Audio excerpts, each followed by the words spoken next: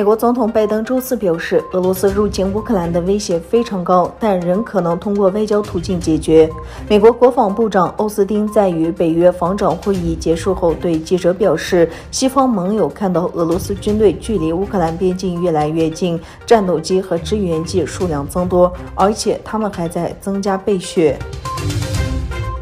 奥密克戎病例大增，令香港公共卫生系统不堪负重之际，香港公立医院病房已经人满为患。有报道称，由于儿科隔离床位满员，有儿童患者被拒之门外。法新社记录了一家香港医院外景的场景，多名老年患者蜷缩在毛毯下，森森发抖。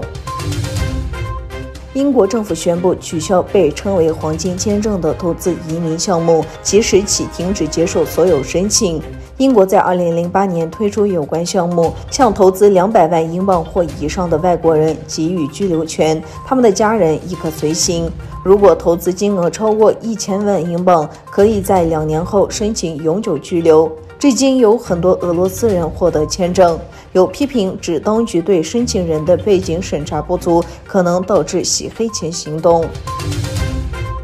2022年1月，通过阿塞拜疆南部天然气走廊的天然气出口增长了5%。根据阿塞拜疆国家统计局的数据，1月份45.8%的天然气出口是通过巴库、第比利斯、埃尔祖姆路线进行的。该线出口了10亿6.83亿立方米的天然气。